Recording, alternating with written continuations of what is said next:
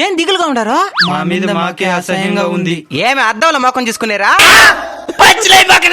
సరేలే, ఏమైందో చెప్పండి. బ్రహ్మముహూర్తంలో లేస్తే మంచిదని చెప్పుండా నువ్వా? అది సైంటిఫిక్ గా కూడా ప్రూవ్ అయిందా? ప్రతిరోజు లేద్దామని 4 గంటలకు అలారం పెడుతున్నాను. మళ్ళీ ఆఫ్ చేసుకుంటున్నావు. అవునైనా నీదేం బాధరా? ప్రతిరోజు జిమ్కి వెళ్దాం అనుకుంటాను, కానీ ఏదో ఒక పని వల్ల నిలిచిపోతావు. అవునైనా ఒళ్ళు నొప్పులని అదని ఇదని ఒక్కొక్కసారి ఏం పని లేకపోయినా జిమ్కి వెళ్దామంటే నేను ఇంట్రెస్టే రాను అన్నది. బ్రహ్మముహూర్తంలో లేవడం, జిమ్కి వెళ్ళడం ఇలాంటి వాటిని అలవాటుగా ఎందుకు చేసుకోలేకపోతున్నారో తెలుసా? ఎందుకో? అవి మంచి అలవాట్లు కాబట్టి. అదే ఒక చెడు అలవాటు అనుకో, ఫర్ ఎగ్జాంపుల్ సిగరెట్ తాగడం, మందు కొట్టడం, ఇలాంటివి చాలా ఈజీగా కష్టపడకుండా నేర్చుకోవచ్చు. అసలు మనకు తెలియకుండానే ఒక అలవాటుగా మారిపోతాయి. ఆ తర్వాత మన జీవితాన్ని నాశనం చేస్తాయి. చెడు ఆకర్షించినంతగా మంచి ఆకర్షించదు. ఒక చెడు అలవాటు మనకి ఎంతటి నష్టాన్ని ఇస్తుందో, ఒక మంచి అలవాటు దానికి రెట్టింపు లాభాన్ని ఇస్తుంది.